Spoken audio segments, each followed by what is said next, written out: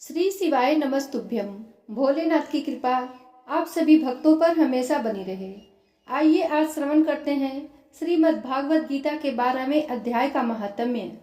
श्री महादेव जी कहते हैं, पार्वती, दक्षिण दिशा में कोल्हापुर नाम का एक नगर है जो सब प्रकार के सुखों का आधार, सिद्ध महात्माओं का निवास स्थान तथा सिद्धि प्राप्ति का क्षेत्र है। वह पराशक्ति भगवती लक्ष्मी का प्रधान पीठ है। संपूर्ण देवता उसका सेवन करते हैं। वह पुराण प्रसिद्ध तीर्थ भोग एवं मोक्ष प्रदान करने वाला है। वहाँ करोड़ों तीर्थ और शिवलिंग है। रुद्र गया भी वही है। वह विशाल नगर लोगों में बहुत विख्यात है। एक दिन कोई युवक पुरुष उस नगर में आया। वह कहीं का राजकुमार था। उसके शरीर का रंग गोरा, नेत्र सुंदर, ग्रीवा शंख के समान, कंधे मोटे, छाती चौड़ी तथा भुजाएं बड़ी बड़ी थी।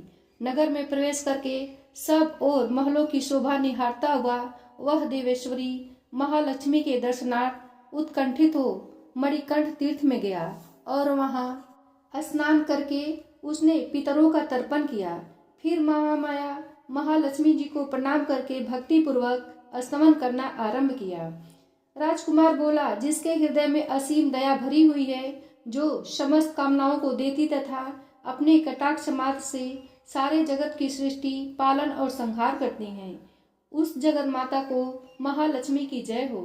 जिस शक्ति के सहारे उसी के आदेश के अनुसार परमेष्ठी ब्रह्मा सृष्टि करते हैं, भगवान अच्युत जगत का पालन करते हैं तथा भगवान रुद्र अखिल विश्व का संहार करते हैं, उस सृष्टि, पालन और संहार की शक्ति से संपन्न भगवती पराशक्ति का मैं भजन करता हूँ। कमले, योगीजन तुम्हारे चरण कमलों का चिंतन करते हैं। कमलालय, तुम अपनी स्वाभाविक सत्ता से ही हमारे समस्त इंद्रिय गोचर विषयों को जानती हो। तुम ही कल्पनाओं के समूह को तथा उसका संकल्प करने वाले मन को उत्पन्न करती हो। इच्छा शक्ति, ज्ञान शक्ति और क्रिया शक्ति, ये सब तुम्हारे ही रूप हैं। तुम परासंवित परम ज्ञान रूपिणी हो। तुम्हारा स्वरूप निष्कल, निर्मल, नित्य निराकार, निरंजर, अंतरहित, आतंक शून्य, आलंबहीन तथा निरामय है। देवी, तुम्हारी महिमा का वर्णन करने में कौन समर्थ हो सकता है, जो षट चक्रों का भेदन करके अंतःकरण के 12 स्थानों में विहार करती हैं। अनाहत ध्वनि, बिंदु, नाद और कला, ये जिसके स्वरूप हैं, उस माता महालक्ष्मी को मैं प्रणाम करता हूँ। माता, तुम अपने मुख रूपी पूर्ण चंद्रमा से प्रकट होने वाली अमृत राशि को बहाया करती हो। तुम ही परा, पश्यंती, मध्यमा और वैखरी नामक वाणी हो। मैं तुम्हें नमस्कार करता हूँ। देवी, तुम जगत की रक्षा के लिए अनेक रूप धारण किया करती हो। अंबिके, तुम ही ब्राह्मणी, वैष्णवी तथा माहेश्वरी शक्ति हो।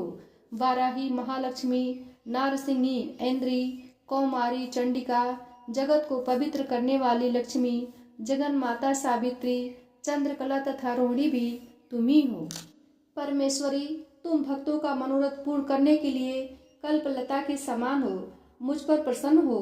उसके इस प्रकार स्तुति करने पर भगवती महालक्ष्मी अपना साक्षात स्वरूप धारण करके बोली, राजकुमार, मैं तुमसे प्रसन्न हूँ। तुम कोई उत्तम वर मांगो। राजपुत्र बोला, माँ, मेरे पिता राजा बृहद्रथ अश्वमेघ नामक महान यज्ञ का अनुष्ठान कर रहे हैं। वे दैव योग से रोगग्रस्त होकर स्वर्गगामी हो गए।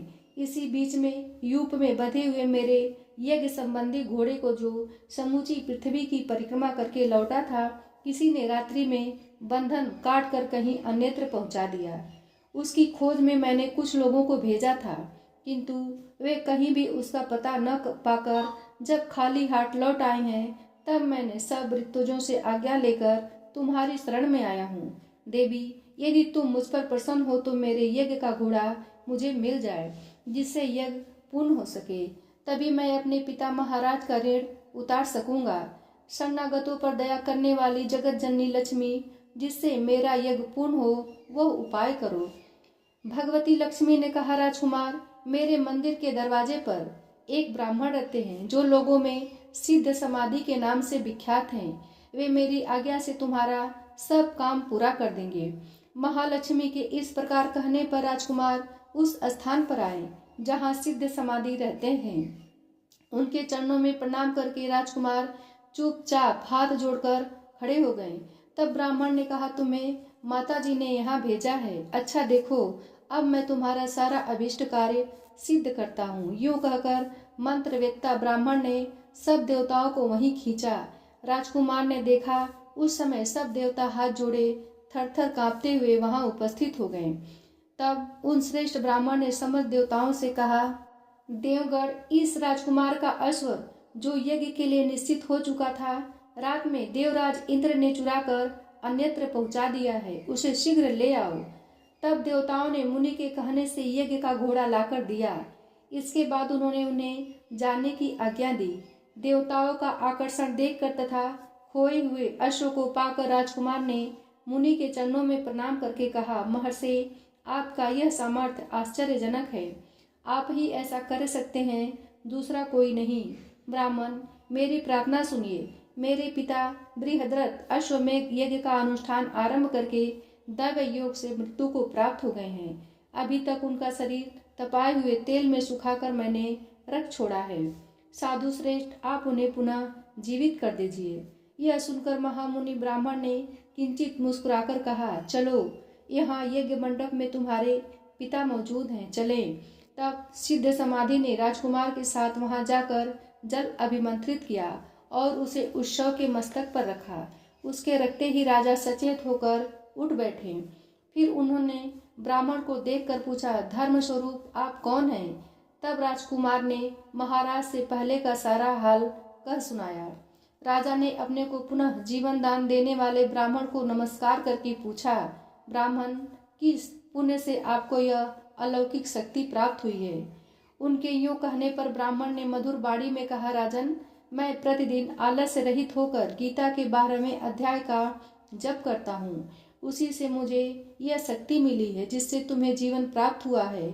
यह सुनकर ब्राह्मणों सहित राजा ने उन महर्षि से गीता के 12वें अध्याय का अध्ययन किया।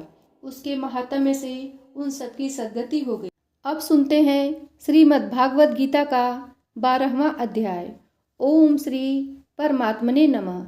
इस प्रकार भगवान के वचनों को सुनकर अर्जुन बोले, हे मनमोहन, जो अनन्य प्रेमी भक्तजन इस पूर्वोक्त प्रकार से निरंतर आपके भजन ध्यान में लगे हुए आप सगुण रूप परमेश्वर को अति श्रेष्ठ भाव से उपासते हैं और जो अविनाशी सच्चिदानंद घन निराकार को ही उपासते हैं, उन दोनों प्रकार के भक्तों में अति उत्तम योगवेत्ता कौन है?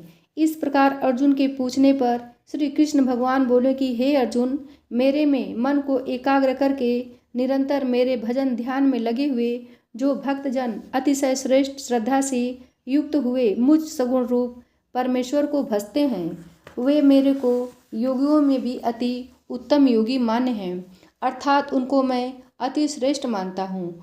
और जो पुरुष इंद्रियों के समुदाय को अच्छी प्रकार वश में करके मन बुद्धि से परे सर्वव्यापी अकथनीय स्वरूप और सदा एक रस रहने वाले नित्य अचल निराकार अविनाशी सच्चिदानंद घन ब्रह्म को निरंतर एक ही भाव से ध्यान करते हुए उपासते हैं, वे संपूर्ण भूतों के हित में रत हुए और सब में समान भाव वाले योगी भी मेरे को ही प्राप्त होते हैं। किंतु उन सच्चिदानंद घन निराकार ब्रह्म में आसक्त हुए चित्त वाले पुरुषों के साधन में क्लेश अर्थात परिश्रम विशेष है, क्योंकि देहाभिमानियों से अव्यक्त विषयक गति दुख पूर्वक प्राप्त की जाती है, अर्थात जब तक शरीर में अभिमान रहता है तब तक शुच्च सच्चिदानंद घन निराकार ब्रह्म में स्थित होनी कठिन है। और जो मेरे परायण हुए भक्तजन संपूर्ण कर्मों को मेरे में अर्पण करके मुझ सगुण रूप परमेश्वर को ही तैल धारा के सदृश अनन्य ध्यान योग से निरंतर चिंतन करते हुए भजते हैं, हे अर्जुन, उन मेरे में चित्त को लगाने वाले प्रेमी भक्तों का मैं शीघ्र ही मृत्यु रूप संसार समुद्र से उद्धार करने वाला होता हूँ। इसलिए हे अर्जुन, तू मेरे में मन को लगा और मेरे में ही बुद्धि को लगा। इसके उपरांत तू मेरे में ही निवास करेगा, अर्थात मेरे को ही प्राप्त होगा, इसमें कुछ भी संशय नहीं है। यदि तू मन को मेरे में अचल स्थापन करने के लिए समर्थ नहीं है तो हे अर्जुन, अभ्यास रूप योग के द्वारा मेरे को प्राप्त होने के लिए इच्छा कर। यदि तू ऊपर कहे हुए अभ्यास में भी असमर्थ है तो केवल मेरे लिए कर्म करने के लिए ही परायण हो। इस प्रकार मेरे अर्थ कर्मों को करता हुआ भी मेरी प्राप्ति रूप सिद्धि को ही प्राप्त होगा।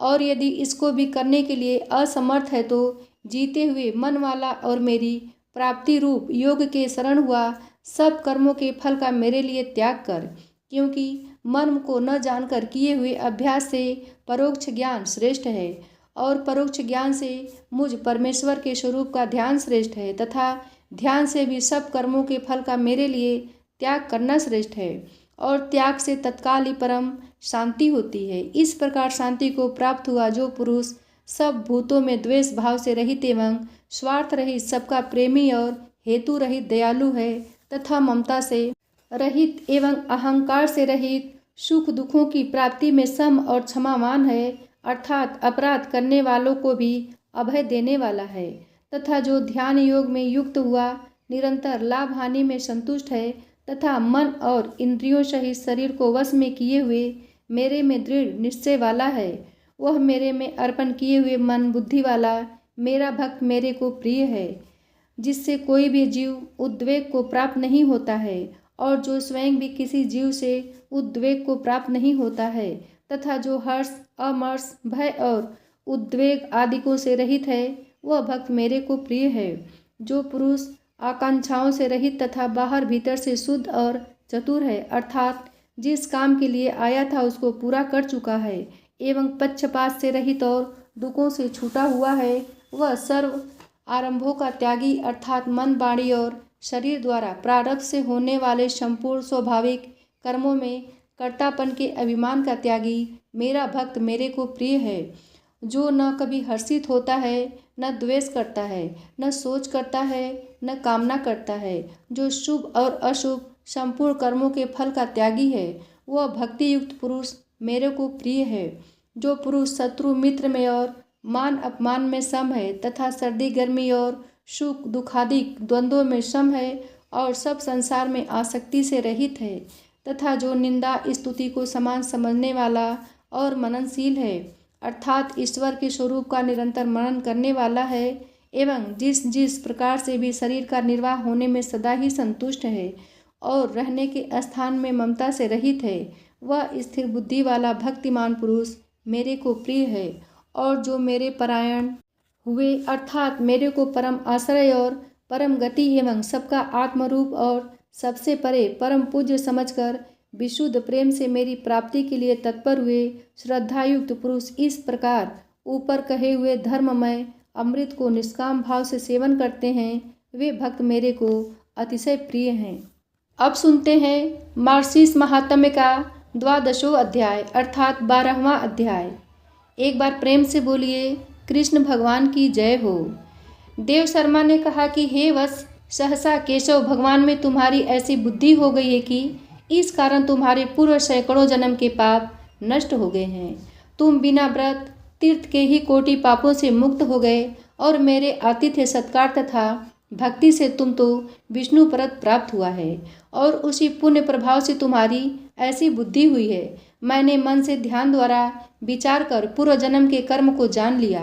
हे वत्स, तुम पूर्व जन्म में ब्राह्मण थे जो अवंती नगरी में रहा करते थे, धर्म में परायण, सदा अध्ययनशील, सुशील और सदा व्रत करने वाले थे। परंतु तुमने विष्णु भगवान का एक 10वीं विदा एकादशी का व्रत किया, इसी कारण तुम शूद्र हुए और पाप वृद्धि हुई तथा 10वीं विदा एकादशी व्रत के दोष से धर्म में चित्त नहीं लगता है। हे वत्स, विदर्भ नगर में तुम्हारी लड़की का लड़का रहता है। उसने विधि पूर्वक एकादशी का व्रत किया और अखंड एकादशी व्रत का पुण्य तुमको दे दिया। इस कारण धर्म में वृद्धि हुई और पाप का नाश हो गया।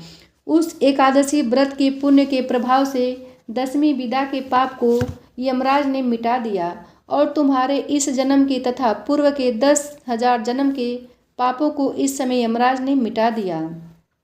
इस तरह दोनों शूद्र और देव शर्मा ब्राह्मण बात कर रहे थे कि विश्वक्सेन आ गए और उन्होंने कहा कि हे वनवर, तुम्हारा स्वागत है। मैं जनार्दन भगवान तुम्हारे ऊपर प्रसन्न हूँ। तुमने ब्राह्मण का आतिथ्य सत्कार किया है, इसलिए पापों का नाश हो गया और दूसरे से दिए हुए एकादशी व्रत के पुण्य से हे शूद्र 10वीं विदा का पाप नष्ट हो गया। तुम्हारे 2 हित्र ने व्रत करके पुण्य तुमको दे दिया और उस पुण्य के द्वारा तुम्हारा उद्धार हुआ। हे महाभाग, अपनी पत्नी के साथ गरुड़ पर सवार हो जाओ। यह कहकर देव विष्णु ने उस समय विमान पर बैठाया। हे नृपोत्तम, शूद्र शरीर से तुम स्वर्ग को गए और देव शर्मा ब्राह्मण तीर्थराज प्रयाग को गए। हे राजन, जो तुमने पूछा था सो मैंने सब कहा। अखंड एकादशी के पुण्य से और प्राप्त अतिथि सत्कार से तुमको विष्णु भक्ति की करने वाली स्त्री मिली तथा निष्कंटक राज्य मिला। राजा वीरबाहु बोले कि हे ब्राह्मण, विष्णु भगवान को प्रसन्न करने के लिए अच्छी तरह अखंड एकादशी की विधि कृपा करके कहिए। ऋषि ने कहा कि हे नृपश्रेष्ठ, पवित्र एकादशी की विधि सुनिए। पहले विष्णु भगवान ने नारद जी से जो कुछ कहा था वह विधि और उद्यापन विधि भी बताऊंगा। हे नरोत्तम, मार्गशीर्ष आदि महीनों में एकादशी के दिन इस पवित्र अखंड एकादशी का व्रत करना चाहिए। दशमी के दिन नक्त व्रत को सूर्यास्त के पहले भोजन करें और एकादशी के दिन उपवास करें तथा द्वादशी के दिन एक बार भोजन करें। इसको अखंड एकादशी व्रत कहते हैं। दिन के अष्टम भाग में सूर्य नारायण के मंद प्रकाश होने पर जो भोजन किया जाता है उसको नक्त भोजन कहते हैं, किंतु रात्रि में भोजन को नक्त भोजन नहीं कहते। कांस्य पात्र में भोजन, मांस का भोजन, मसूर, चना, कौला, साग, मधु, दूसरे का अन्न, 2 बार भोजन, स्त्री प्रसंग, इन 10 कर्मों को विष्णु भक्त मनुष्य दशमी के दिन न करे। राजन, यह दशमी की विधि कही है और एकादशी की विधि सुनिए। अनेक बार जल पीना, हिंसा, अशौच, असत्यता, मिथ्या व्यवहार, तांबूल काष्ठ से दातुन करना, दिन में शयन, मैथुन, जुआ, क्रीड़ा, रात्रि में शयन, पत्रियों के साथ भाषण, ये 11 काम एकादशी के दिन विष्णु भक्त त्याग कर दे। हे केशव, आपके प्रीत्यर्थ आज के दिन रात्रि के लिए नियम किया है। हे देवेश, आज मेरे लिए स्त्री सुख न होगा और न भोजन सुख होगा, अर्थात इन दोनों का परित्याग किया है।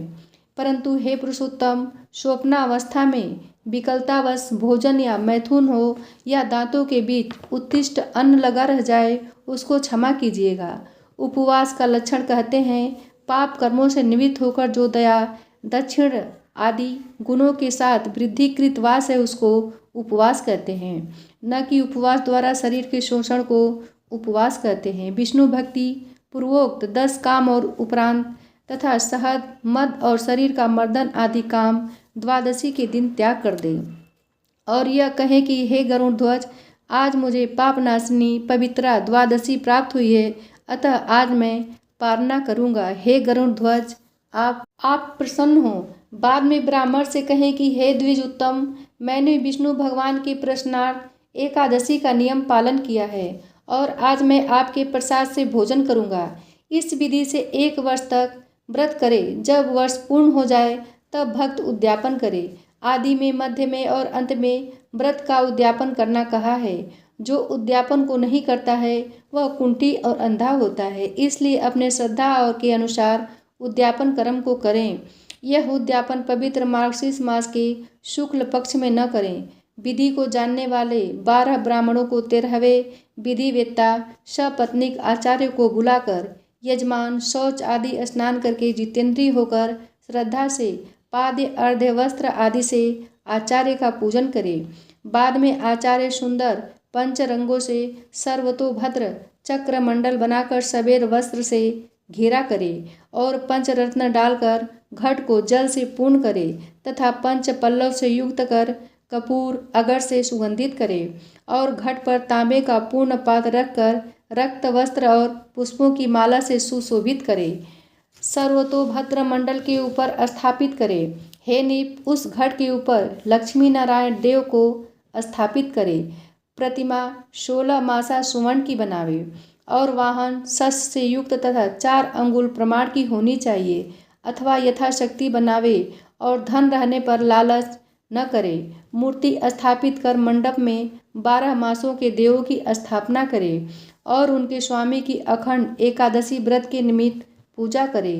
मंडल में पूर्व दिशा में सुंदर शंख स्थापन करे और कहे कि हे पंचजन्य, पहले आप समुद्र में उत्पन्न हो और विष्णु भगवान ने अपने हाथ में अपने हाथ में आपको धारण किया है तथा समस्त देवताओं ने तुम्हारा निर्माण किया है। हे पांचजन्य, आपको नमस्कार है। बाद में मंडल के उत्तर ओर वेदी बनावे और संकल्प करके वेदोक्त विष्णु मंत्रों से हवन करे। अपने स्थान में विष्णु की और हरि की स्थापना करे तथा पुरुष सूक्त और पौराणिक मंत्रों से पूजन करे। नैवेद्य के लिए अनेक प्रकार के मोदक बनावे और धूप दीप करके उपहार देकर नौराजन करे। चंदन आदि से पूजन कर प्रदक्षिणा करे। हे नृप, स्वास्ति वाचन नमस्कार करके क्रम से आचार्य आदि ब्राह्मण जप करें। पवमान सूक्त का पाठ करे, मंडल ब्राह्मण का पाठ करे, मधु मंत्रों का पाठ करे, तेजोसी इत्यादि मंत्रों का पाठ करे। ऋचम वाम ब्रह्म शाम मंत्र, पवित्र सूर्य के मंत्र, विष्णु भगवान की श्रेष्ठ संगीता का पाठ करे। जप के बाद कलश के ऊपर सांग पांग विष्णु प्रतिमा स्थापित करे। दूसरे दिन सूर्योदय के होने पर क्रम से हवन करे। प्रथम पोषणी पात्र, प्रणिता पात्र आदि स्थापित करके विधि से पूजन एवं स्तुति करके हवन करे। अपने गृह सूत्र के विधान से यज्ञ की अग्नि क्रिया करे और 2 चरु बनावे, जिसमें विष्णु के निमित्त 1 खीर की चरु बनावे। उस चरु की पुरुष सूक्त से 16 आहुति देवे और घी से 4 आहुति देवे। घी में भिगोकर इदम विष्णु इस मंत्र को पढ़कर अंगुष्ठ से तर्जनी तक नाभ की पलाश की समिधा से कर्म सिद्धि के निमित्त हवन करे। 101 समिधा की आहुति देकर उससे दूनी 202 तिल की आहुति देवे। इस प्रकार वैष्णव हवन के बाद ग्रह यज्ञ आरंभ करे। संविधा के सब चरु व तिल हवल क्रम से करे तथा दोनों हवन में स्वास्ति वाचन कर पूजा करे। बाद में ऋतुजों को धेनु आदि ग्रह दक्षिणा देवे और प्रधान देव के प्रीत्यर्थ आचार्य ब्राह्मण को यथाशक्ति दक्षिणा देवे। दूध देने वाली गौ सुंदर बैल का दान करे। 13 ब्राह्मणों को 13 तरह का अलग अलग दान करे। सपत्नीक आचार्य को वस्त्रों से महादानों से प्रसन्न करे और प्रधान कलश पीठ आदि को देवे। 25 घाट जल भरकर वस्त्र सहित पारण के बाद रात्रि में ब्राह्मणों को देवे और भूरी दान देवे तथा बंधुओं को इष्ट मित्रों को भोजन करावे और आचार्य को दक्षिणा सहित पूर्ण पात्र का दान करे, क्योंकि पूर्ण पात्र के दान से कार्य की पूर्ति होती है और उपवास व्रत स्नान तीर्थवास का फल होता है। यदि घर में धन नहीं है और एकादशी का व्रत किया है तो वह ब्राह्मणों के वचन से व्रत को पूर्ण करे, अर्थात ब्राह्मणों से कहे कि मेरे पास धन नहीं है, मैं उद्यापन नहीं कर सकता हूँ, मैंने एकादशी का व्रत किया है, इसका पूर्ण फल मुझको मिले। ऐसा यजमान के कहने पर ब्राह्मण कहे कि तुमने जो एकादशी का व्रत किया है उसका पूर्ण फल तुमको मिले। इस तरह कहने से यजमान को व्रत का फल मिल जाता है। अपनी शक्ति के अनुसार उद्यापन आदि कार्य को करे। हे पुत्र, मैंने यह सब अखंड एकादशी का व्रत तुमसे कहा है। दोस्तों, आज की कथा यहीं समाप्त होती है। आगे की कथा अगली वीडियो में। तब तक के लिए जय श्री कृष्णा, जय श्री राधे।